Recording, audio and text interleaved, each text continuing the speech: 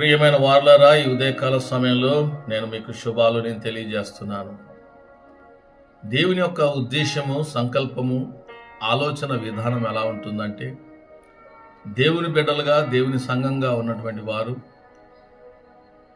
అనేకులకు సహాయపడేవారిగా ఉండాలని దేవుని యొక్క ఉద్దేశం కలిగి ఉంటుంది.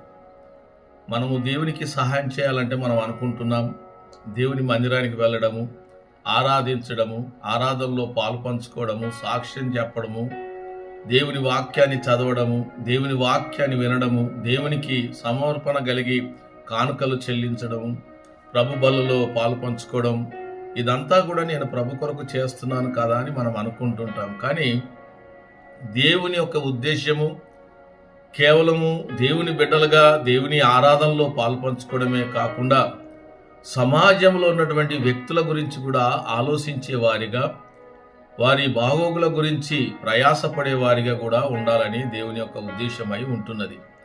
ఒకరోజు ఇలాగే ఒక సంఘము తన సమాజంలో ఉన్న బిడ్డల గురించి తెలుసుకుందామని సేవకుడు వారిని పంపించినప్పుడు ఆ వీధిలోకి వెళ్ళి కొన్ని కుటుంబాలను దర్శించి వారి విషయాలన్నీ కూడా తెలుసుకున్న తర్వాత వారికి తేటపడిన సంగతి ఏంటంటే, వారు చాలా దీనస్థితిలో, బీదస్థితిలో కట్టుకోవడానికి ఒకే చీర మీద ఉండి, వారు స్నానానికి వెళ్ళిన తర్వాత ఆ చీరను ఉతికి ఆరేసిన తర్వాత, అది ఆరిపోయిన తర్వాతే తిరిగి ఆ చీరను కట్టుకొని వారి జీవనాన్ని కొనసాగించేటటువంటి బిడ్డలుగా సమాజంలో కొంతమందిని చూశారు.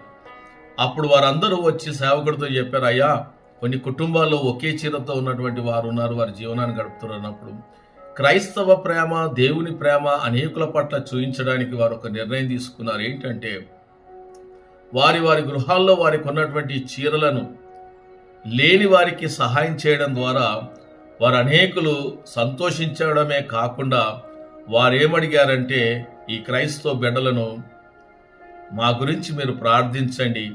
మాలో అనేక స్త్రీలు ఇదిగో గర్భాన్ని ధరించి ఉన్నారు, వారు చక్కటి ప్రసవంతో బిడ్డల్ని కనడానికి మీ దేవుడి దగ్గర మొరపెట్టండి అని వారు ప్రార్థన కోరి ఉన్నారు. చూడండి, నిజంగా దేవుని యొక్క సంకల్పం మనం మన గురించే కాకుండా ఇతరుల గురించి ప్రేమించగలిగే మనస్సు మనలో ఉండాలన్నదే దేవుని యొక్క తలంపు, ఉద్దేశమై ఉంది.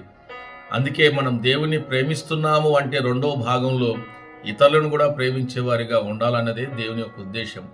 నేను దేవుని ప్రేమిస్తాను, ఇతరులను ప్రేమించడం అనేది అది మంచిది కాదు. ఈ దినము ఈ వాక్యాల ద్వారా మనం తెలుసుకున్న సత్యాన్ని గమనించి మనము దేవుని విషయంలో ఎంత చురుకుగా ఉండి అనేకులకు సహాయపడేవారిగా ఉండడానికి మనం అందరం సిద్ధపడదాం. ఆ విధంగా మనం ముందుకు వెళ్దాం. దేవుడి మాటల్ని మన అందరి వినికిల్లో దీవించి ఆస్వాదించును గాక. ఆమేన్.